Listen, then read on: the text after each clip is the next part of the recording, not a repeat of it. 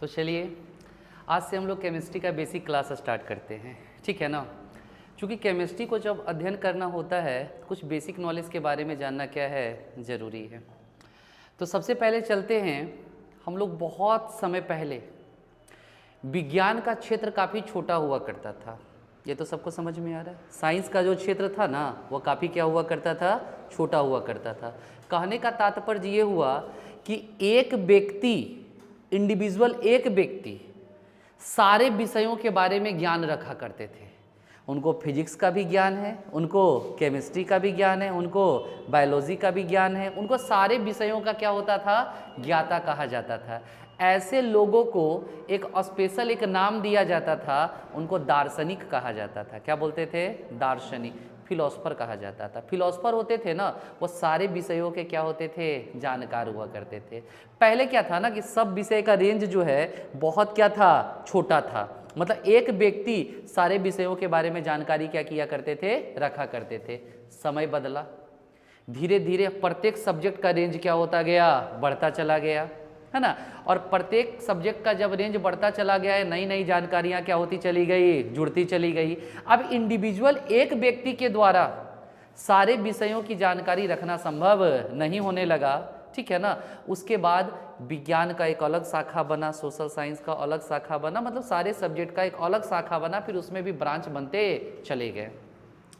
तो पहले के लोग ऐसा मानते थे, पहले के लोगों का ऐसा मानना था कि दुनिया में जितने भी सजीव वस्तुएं हैं, सजीव जिसको कहते हैं हम लोग लिविंग, ठीक है ना, या दुनिया में जितनी भी निर्जीव वस्तुएं हैं, चाहे सजीव हैं चाहे क्या है, निर्जीव है। निर्जीव यानी क्या, नॉन लिविंग। चाहे सजीव हो चाहे निर्जीव हो, ये सारी की सारी वस्तुएं जो होती है ना पंच तत्वों से मिलकर बनी होती है। कितने तत्व होते हैं, 5। वो पंच तत्व थे अग्नि, जल, वायु, आकाश और पृथ्वी। यहाँ पर गौर करने वाली बात यह है कि जितने भी सजीव थे या जितने भी क्या थे, निर्जीव थे, उनका ऐसा मानना था कि चाहे सजीव हो चाहे निर्जीव हो, वो सारे के सारे इन्हीं पंच तत्वों से मिलकर क्या हुए हैं, बने हुए हैं। यानी प्रॉब्लम, इनको कहा जाता था, इनका स्पेशल नाम था पंच तत्व। इनको बोला जाता था पंच तत्व। अंग्रेजी में इनको कहते थे 5 एलिमेंट्स। यानी दुनिया के कोई भी पदार्थ जो हैं इन्हीं पंच तत्वों, इन्हीं 5 एलिमेंट से मिलकर क्या हुए हैं, बने हुए हैं। ऐसा लोगों का क्या करना था, मानना था, ठीक है। विज्ञान ने तरक्की की, विज्ञान ने विकास किया। उन विकास के बाद इन बातों के बारे में जानकारी हमें प्राप्त हुई कि जितने भी सजीव होते हैं ना, उनकी जो सबसे छोटी इकाई होती है, संरचनात्मक और क्रियात्मक इकाई जो होती है, स्ट्रक्चरल और जो फंक्शनल यूनिट होता है किसी भी लिविंग ऑर्गेनिज्म का, वह होता है आपका कोशिका। क्या होता है, कोशिका। यानी ये तो पता चला भाई जो सजीव है ना वो कोशिकाओं से मिलकर बने होते हैं। क्या चीज़ से, कोशिकाओं से।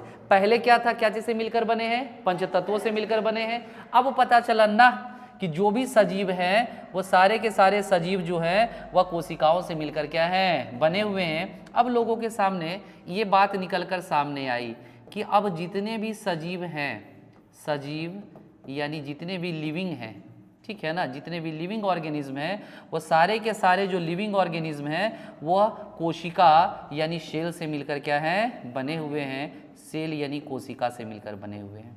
ये क्लियर हो गया। सजीव जो मिलकर बने होते हैं, क्या चीज़ से बने होते हैं, कोशिका से मिलकर बने होते हैं। जब ये कोशिकाएं आपस में मिलती है तो टिश्यूज बनते हैं। टिश्यू जिसको कहा जाता है क्या, उत्तक। जब उत्तक आपस में मिलते हैं तो बनते हैं ऑर्गन्स। ऑर्गन जिसको कहेंगे क्या हम लोग, अंग। जब ये अंग आपस में मिलते हैं तो ऑर्गन सिस्टम का क्या होता है, निर्माण होता है। ऑर्गन सिस्टम बनते हैं जिसको कहते हैं हम लोग अंग तंत्र, है ना। और अंग तंत्रों के मिलने से हमारा जो बॉडी है, हमारा जो शरीर है, इसका क्या होता है, निर्माण होता है। यानी पहले की मान्यताएं अलग थी, अब की मान्यताओं में थोड़ा सा क्या हुआ, बदलाव हुआ, थोड़े चेंजेस देखने को मिले। यानी प्रॉब्लम नहीं है। तो पहले लोग मानते थे कि जितने भी सजीव हैं या निर्जीव है सारे के सारे इन्हीं पंच तत्वों, इन्हीं 5 एलिमेंट से मिलकर क्या होते हैं, बने होते हैं। लेकिन बाद में पता चला ना, जितने भी लिविंग है ना, विज्ञान ने जैसे जैसे प्रगति की, नई नई चीज़ों की खोज हुई, नई नई जानकारियां क्या होने लगी, प्राप्त होने लगी, उसी दरमियान ये पता चला भैया सजीव जो होता है ना, सबसे छोटी इकाई कोशिकाओं से मिलकर क्या होते हैं, बने होते हैं। आगे फर्दर खोज चला भैया सजीव तो कोशिका से मिलकर बने होते हैं, तो निर्जीव का क्या, जो निर्जीव होते हैं, निर्जीव यानी जो नॉन लिविंग होते हैं, सजीव कोशिकाओं से मिलकर बने होते हैं, वो तो सत्य है, लेकिन निर्जीव का भी तो कुछ सोचना पड़ेगा, वो क्या चीज़ से मिलकर बने होते हैं। तो पहले बताया गया कि कोई भी पदार्थ जो है, कोई भी पदार्थ, मैं उसको इधर से लेके चलता हूँ, कोई भी नॉन लिविंग पदार्थ जो है ना, ये पदार्थ का जो सबसे छोटा कण होता है ये यौगिक परमाणु कहलाता है। बोला गया पदार्थ का सबसे छोटा कण यौगिक परमाणु होता है, और यौगिक परमाणु को ही बाद में अणु कहा गया। इस चीज़ को ध्यान में रखिएगा, पदार्थ का सबसे छोटा कण कौन होता है, यौगिक परमाणु। पहले बोला गया कि पदार्थ को अगर टुकड़ा किया जाए, जैसे मान लिया जाए मेरे पास ये पदार्थ है, इसको टुकड़ा टुकड़ा टुकड़ा टुकड़ा, अंत में एक सबसे छोटा टुकड़ा बचेगा जिसको और तोड़ना संभव नहीं होगा, तो उसका नाम दिया गया क्या, यौगिक परमाणु। और यौगिक परमाणु को ही क्या कहा गया, अणु कहा गया। बाद में पता चला जी नहीं, अणु से भी छोटे कुछ कण होते हैं जिन्हें कहा गया क्या, परमाणु। परमाणु यानी इसको एटम के नाम से क्या किया गया, जाना गया। डाल्टन साहब ने तो ये भी बता दिया था, डाल्टन साहब ने ये बता दिया था कि परमाणु एक ऐसा कण है जिसको और तोड़ा नहीं जा सकता है। परमाणु अविभाज्य होते हैं, उनको तोड़ना संभव नहीं है, लेकिन समय बदला, विज्ञान ने और ज़्यादा विकास किया, अब बोला ना परमाणु को भी तोड़ा जा सकता है। आज जो आप एटम बम देखते हो, परमाणु बम का जो नाम सुने हो, वह इसी परमाणु के टूटने से क्या होता है, बनता है ना। और उससे काफ़ी अधिक मात्रा में क्या होती है, एनर्जी मुक्त होती है, और वह एनर्जी काफ़ी घातक एनर्जी होती है, जिससे जान माल की काफ़ी ज़्यादा क्या होती है, क्षति होती है। तो विज्ञान ने और ज़्यादा विकास किया, और ज़्यादा विकास किया, और विकास करने के बाद बोला ना, ये जो परमाणु होते हैं इनको भी तोड़ा जा सकता है, इनको भी तोड़कर छोटे छोटे कण बताए गए हैं, इनको मौलिक कण कहा गया। कौन से कण कहे गए, मौलिक कण कहे गए। मौलिक कण के अंतर्गत आते हैं इलेक्ट्रॉन आते हैं, ठीक है ना, प्रोटॉन आते हैं, और क्या आते हैं, न्यूट्रॉन आते हैं। इलेक्ट्रॉन, प्रोटॉन और न्यूट्रॉन को जो है मौलिक कण कहा गया। मतलब इस तरह से ये विभाजित होता चला गया। फिर बोला गया कि परमाणु को इलेक्ट्रॉन, प्रोटॉन, हम कभी कभी एक सवाल कर बैठते हैं कि परमाणु के भीतर कितने कण पाए जाते हैं, तो हम लोग जनरली बोलते हैं कि सर परमाणु के भीतर 3 कण पाए जाते हैं। तो शायद मेरा जवाब गलत हो, परमाणु के भीतर 3 कण नहीं होते, बल्कि 3 से ज़्यादा कण होते हैं, 3 से भी ज़्यादा कण होते हैं। लेकिन ये 3 कण जो है, इलेक्ट्रॉन, प्रोटॉन और न्यूट्रॉन, इनको परमाणु का मौलिक कण कहा जाता है, फंडामेंटल पार्टिकल्स कहा जाता है। किसको किसको, इलेक्ट्रॉन, प्रोटॉन और न्यूट्रॉन को। फर्दर इस प्रकार से क्लासिफिकेशन होता चला गया। उसके बाद नई नई खोजें क्या हुई, शुरू हुई, ठीक है ना। तो हमने अभी ये बेसिक चीज़ों के बारे में जाना कि पहले की मान्यताएं क्या थी। पहले की मान्यता थी कि सजीव हो या क्या हो, निर्जीव हो, वो सारे के सारे जो होता है पंच तत्वों से मिलकर क्या है, बने होते हैं। लेकिन बाद में पता चला जी नहीं, सजीव जो है क्या चीज़ से मिलकर बनता है, कोशिका से मिलकर बनता है, और निर्जीव जो है छोटे छोटे कणों से मिलकर बना होता है, परमाणुओं से। क्या चीज़ से, डाल्टन साहब ने बताया परमाणु को तोड़ा नहीं जा सकता है, लेकिन बाद में पता चला कि परमाणु भी क्या होता है, तोड़ा जा सकता है। आजकल जो नाभिकीय विखंडन, न्यूक्लियर फ्यूजन के प्रोसेस को हम देखते हैं, जिस आधार पर परमाणु बम तैयार किया जाता है, उसमें परमाणु का विखंडन होता है, और परमाणु के विखंडन के बाद ऊर्जा मुक्त होती है। कितनी ऊर्जा मुक्त होती है, इससे मुक्त होने वाली ऊर्जा को आइंस्टीन साहब ने एक समीकरण के द्वारा बताया था, E = mc², जहाँ E जो है मुक्त होने वाली ऊर्जा की क्या है, मात्रा है, m जो है आपका पदार्थ का द्रव्यमान है, और c जो है वो प्रकाश की चाल है, जो कि 3 लाख किलोमीटर प्रति सेकेंड होती है। अब सोचो ना, 3 लाख का स्क्वायर करेंगे, कितना ज़्यादा ऊर्जा क्या होगा, मुक्त होगा। मेरी बात आप समझ रहे हो ना। तो इस तरह से पता चला कि नहीं, परमाणु को भी तोड़ा जा सकता है। पहले बोला पदार्थ का सबसे छोटा कण यौगिक परमाणु, जिसको बाद में क्या कहा गया, अणु कहा गया। बाद में बोला कि नहीं भाई यौगिक परमाणु से भी छोटे कण होते हैं, जिन्हें क्या बोला गया, परमाणु कहा गया। बाद में बोला नहीं, परमाणु से भी छोटे कण होते हैं जो कि परमाणु के भीतर ही पाए जाते हैं। इन कणों को इलेक्ट्रॉन, प्रोटॉन और न्यूट्रॉन कहा गया। बाद में पता चला नहीं, यही 3 कण नहीं है, इसके अलावा और भी कण परमाणु के भीतर क्या होते हैं, पाए जाते हैं। हालांकि ये 3 कण को मौलिक कण यानी फंडामेंटल पार्टिकल्स के नाम से जाना जाता है। तो अगर आपसे कोई सवाल करे परमाणु के भीतर क्या 3 कण होते हैं, जवाब है नहीं। परमाणु के भीतर 3 मौलिक कण होते हैं, जवाब है हाँ। एनी प्रॉब्लम नहीं है। तो ये हो गया आपका सजीव के बारे में जाना और निर्जीव के बारे में जाना। Any problem? आई होप यहाँ तक क्लियर होगा। अभी आप लोग नोट नहीं कीजिएगा, मैं क्लास जब ऑफ होगा उस वक्त नोट करने हम दे देंगे, अभी थोड़ा समझ लीजिए। एनी प्रॉब्लम नहीं। अब थोड़ा सा आते हैं हम लोग परमाणु के बारे में कि परमाणु होता क्या है। थोड़ा सा इसको समझना पड़ेगा कि परमाणु आखिर होता क्या है। परमाणु यानी इसको कहेंगे हम लोग एटम। एक सवाल यहाँ पे आ रहा है कि परमाणु होता क्या है। अगर मान लो आप परमाणु के आकार को स्फेरिकल मानते हो, ऐसा मानते हो, एनी प्रॉब्लम? परमाणु के आकार को यदि आप क्या मानते हो, स्फेरिकल मानते हो, मान लो कि परमाणु गोलाकार है, एनी प्रॉब्लम नहीं है। तो परमाणु का जो केंद्र है, ये जो सेंटर है, ठीक है ना, इस सेंटर में प्रोटॉन और न्यूट्रॉन पाया जाता है। का प्रोटॉन और न्यूट्रॉन। और ये जो कक्षाएं हैं, ये परमाणु की जो कक्षाएं होती है, परमाणु की इन कक्षाओं में जो होता है इलेक्ट्रॉन्स क्या करते हैं, घूमते हैं। अलग अलग कक्षाओं में इलेक्ट्रॉनों की संख्या भी क्या होती है, अलग अलग होती है। क्लियर है यहाँ तक? ध्यान से देखिएगा। पहला बात है कि परमाणु का डेफिनेशन कैसे तैयार करेंगे। परमाणु जो होता है किसी भी पदार्थ का वह सूक्ष्मतम कण है, सूक्ष्मतम माने छोटा से छोटा, जो रासायनिक अभिक्रियाओं में भाग लेता है।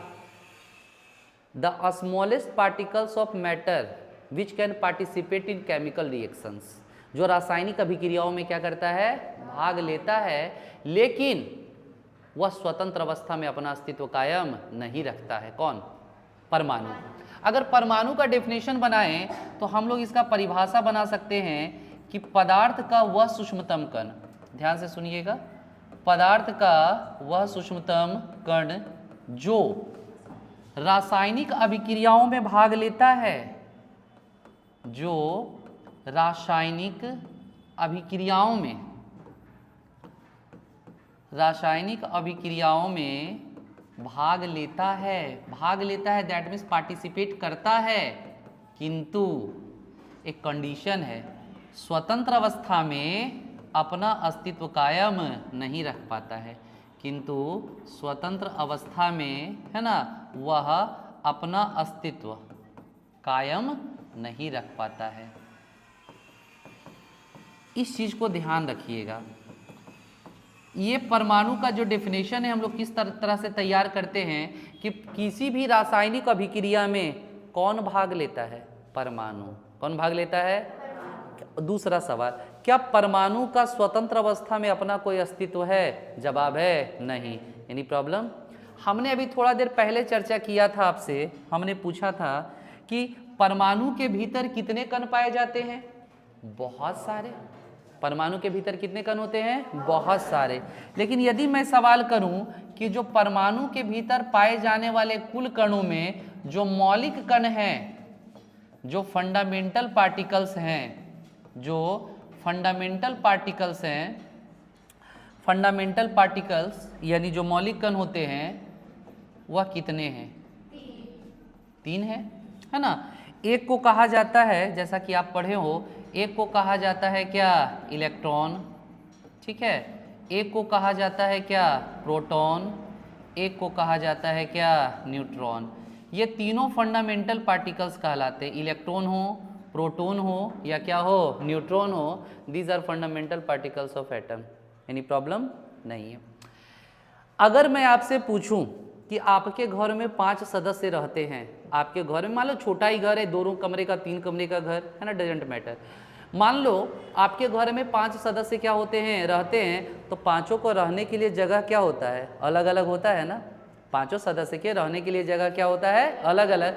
ठीक है, हमने उसी तरह से बताया कि ये जो परमाणु होते हैं, परमाणु के भीतर जो मौलिक कण कितने पाए जाते हैं, 3 पाए जाते हैं। कितने मौलिक कण हैं, 3 मौलिक कण है। तो उन तीनों मौलिक कणों को रखने के लिए जगह क्या होगा, अलग अलग होगा, हाँ या ना। तो कौन से मौलिक कण कहाँ पाए जाते हैं जो समझिएगा, ये प्रोटॉन और न्यूट्रॉन जो होता है ना, इस भाग को हम लोग नाभिक कहते हैं। इस भाग को क्या बोलते हैं, नाभिक। ये प्रोटॉन और न्यूट्रॉन जो होते हैं ना, वह कहाँ पाए जाते हैं, नाभिक में पाए जाते हैं। नाभिक जिसको कहा जाता है क्या, न्यूक्लियस। नाभिक में कौन कौन रहते हैं, प्रोटॉन और न्यूट्रॉन, ये ध्यान में रहेगा। और इलेक्ट्रॉन जो होते हैं वह नाभिक के चारों ओर बाह्यतम कक्षाओं में क्या करते हैं, चक्कर लगाते। एक बात याद रखना, हर कक्षा में इलेक्ट्रॉन की संख्या क्या होती है, अलग अलग होती है। पहला कक्षा में 2, दूसरा में 8, तीसरा में 18, चौथा में 32। एक फॉर्मूला बताएंगे 2n², ठीक है ना। यहाँ पर चर्चा वाली बात ये है ना, कि यहाँ पर हमने अभी बताया है कि प्रोटॉन और न्यूट्रॉन कहाँ रहते हैं, नाभिक में। और इलेक्ट्रॉन्स जो होते हैं, जो इलेक्ट्रॉन्स होते हैं वह नाभिक के बाहर चारों ओर एक निश्चित कक्षा में चक्कर लगा रहते हैं। इन कक्षाओं को सेल कहा जाता है। क्या बोलते हैं, सेल। सेल को हिंदी में क्या बोलते हैं, कक्षा। किन्हीं को प्रॉब्लम है, हाँ या ना। प्रोटॉन और न्यूट्रॉन कहाँ पाए जाते हैं, कहाँ, नाभिक में। और इलेक्ट्रॉन कहाँ होते हैं, नाभिक के बाहर चारों ओर कक्षाओं में क्या करते हैं, चक्कर लगाते। लेकिन यहाँ पर समझना है मेरी बात को, आप लोग क्लास 9th में पढ़ रहे हो अभी कि भाई इलेक्ट्रॉन जो होता है कक्षा में पाया जाता है, लेकिन 11th में जाने के बाद पढ़ोगे कि इलेक्ट्रॉन ऑर्बिटल में पाया जाता है। कहाँ, क्लास 11th जब आप पढ़ोगे उस पीरियड में आपको पढ़ने को मिलेगा कि जो इलेक्ट्रॉन होते हैं ना, वह कक्षा में नहीं होते, बल्कि इलेक्ट्रॉन कहाँ होते हैं, ऑर्बिटल में पाए जाते हैं।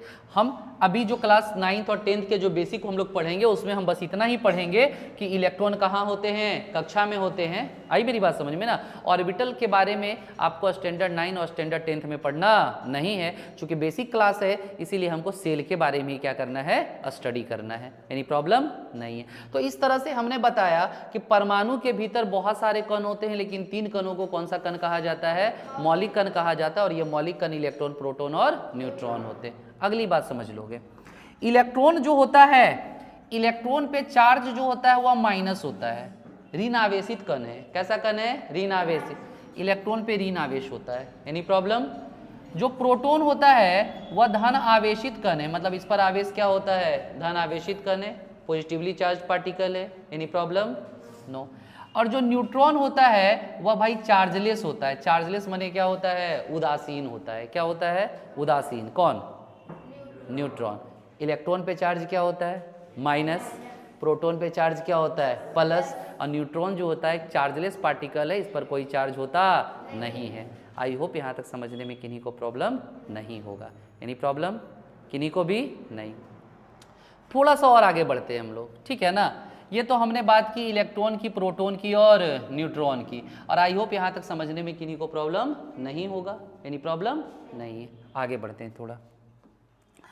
अब हम यहाँ पर बात करेंगे कि इसके जो कुछ गुणों के बारे में चर्चा करेंगे, कि इलेक्ट्रॉन, प्रोटॉन और न्यूट्रॉन के कुछ गुणों के बारे में। जैसे हम लोग चर्चा करते हैं, यहाँ पे लिख लेते हैं कॉलम, कि इलेक्ट्रॉन का खोजकर्ता कौन थे।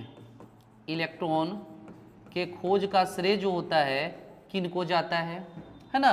उसी प्रकार से इलेक्ट्रॉन के बाद हम लोग देखेंगे कि प्रोटॉन के खोज का श्रेय किनको जाता है। प्रोटॉन के बाद देखेंगे न्यूट्रॉन के खोज का श्रेय किनको जाता है। ध्यान से समझिएगा, ये चूंकि कॉम्पिटिटिव एग्जाम में भी आपको क्या करता है, काम देता है, इसलिए इसको थोड़ा सा गौर से देखिएगा। हम बात कर रहे हैं इलेक्ट्रॉन की, हम बात कर रहे हैं किसकी, प्रोटॉन की, और हम बात कर रहे हैं किसकी, न्यूट्रॉन की। हमने बात की यहाँ पर इलेक्ट्रॉन की, हमने बात यहाँ पर की किसकी, प्रोटॉन की, और हम बात करेंगे किसकी, न्यूट्रॉन की। देखोगे इलेक्ट्रॉन, प्रोटॉन और क्या, neutron, these are fundamental particles of atom. Any problem नहीं। इलेक्ट्रॉन का जो खोज करता था, जिन्होंने इनका खोज किया था, किसका, इलेक्ट्रॉन का, ये जो खोजकर्ता थे ये थे जे टॉमसन साहब। किन्होंने किया था, जे टॉमसन साहब। किनका खोज किया था, इलेक्ट्रॉन का। Any problem. चलो, प्रोटॉन के खोज का श्रेय देखो कहीं कहीं लिखा रहता है गोल्डस्टीन, कंफ्यूज मत करना, कहीं कहीं लिखा रहता है क्या गोल्डस्टीन और कहीं कहीं लिखा मिलेगा क्या रदरफोर्ड। अब बेसिकली बोलो सर सही कौन है, तो सही ये है, वजह समझ लोगे। गोल्डस्टीन ने सिर्फ बताया था कि धन आवेशित कण हो सकता है, लेकिन वो प्रोटॉन ही है इसके बारे में बताया था कि इन्होंने रदरफोर्ड ने। तो अगर आपसे कोई पूछे कि फाउंडर ऑफ प्रोटॉन कौन है, प्रोटॉन के खोजकर्ता कौन है, तो क्या जवाब दोगे? रदरफोर्ड है, ना कि गोल्डस्टीन। Any problem? और न्यूट्रॉन के खोज का श्रेय जो जाता है वह जेम्स चैडविक साहब को जाता है। किनको? जेम्स चैडविक साहब को जाता है। इस चीज़ को आप ध्यान रखोगे। सारे के खोजकर्ता अलग अलग थे, इनका खोज जे टॉमसन ने किया था, गोल्डस्टीन ने किया था और उनका जेम्स चैडविक साहब ने किया था। Any problem? नहीं है। इसका खोज हुआ था 1898 में, इसका खोज हुआ था 1920 में और इसका खोज हुआ था 1932 में। Any problem? क्लियर है? आगे बढ़ते हैं। इलेक्ट्रॉन पर जो ऋण आवेशित कण है, इस पे चार्ज क्या होता है? माइनस, इस पे चार्ज क्या होता है? प्लस, और इस पे चार्ज क्या होता है? चार्जलेस होता है। इसका मतलब इस पर किसी प्रकार का चार्ज होता नहीं है। किन्हीं को प्रॉब्लम नहीं।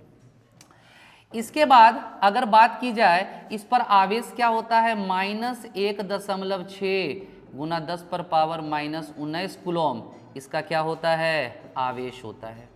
आवेश क्या होता है इस पर? -1.6 इंटू 10⁻⁻19 कूलम आवेश होता है। किसका?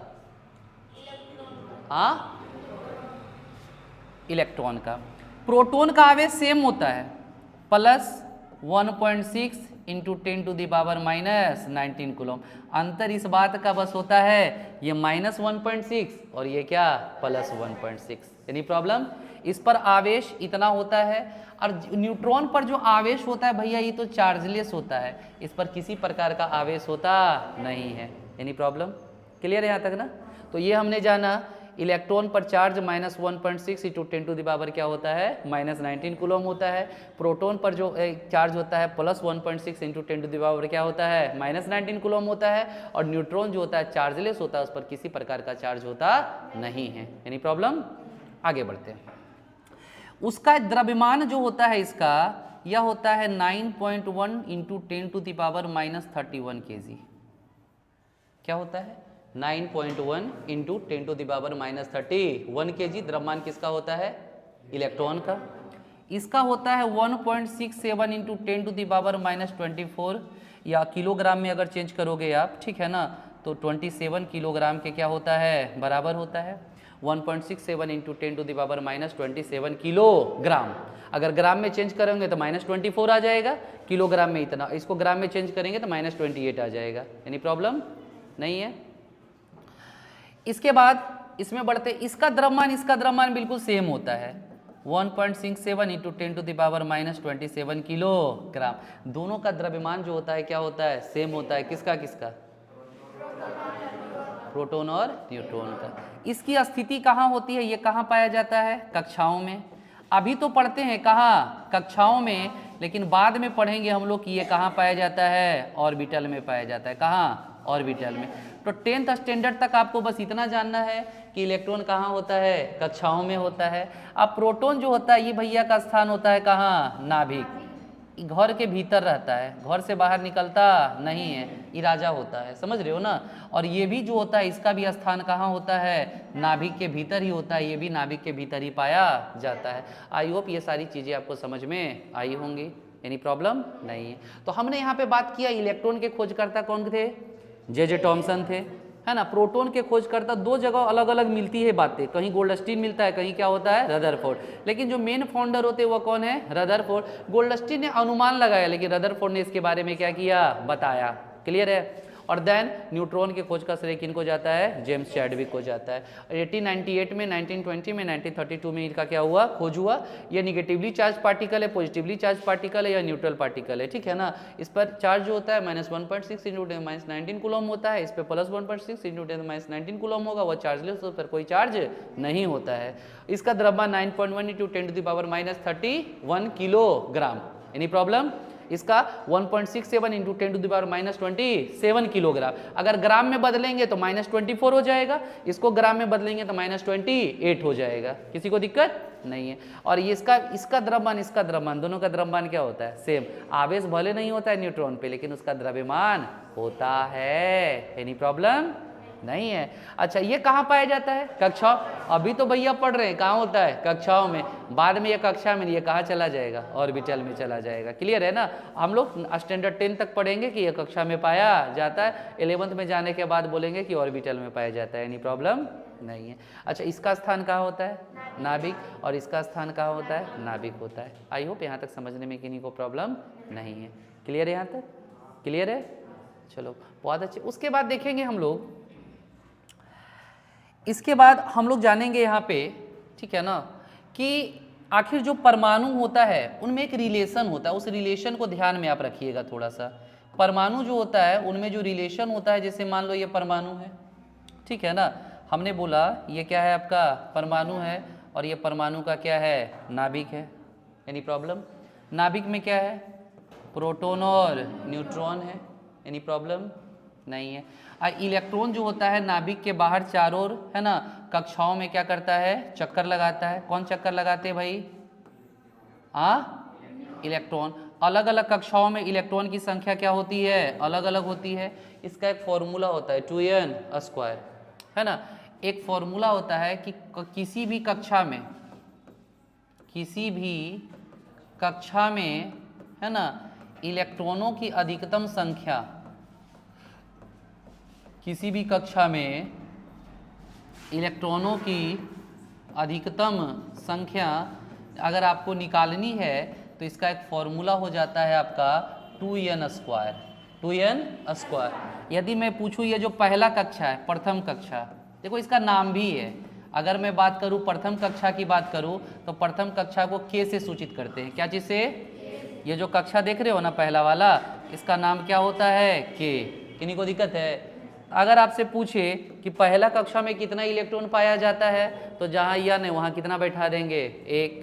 देखो 2 इंटू कितना? 1²।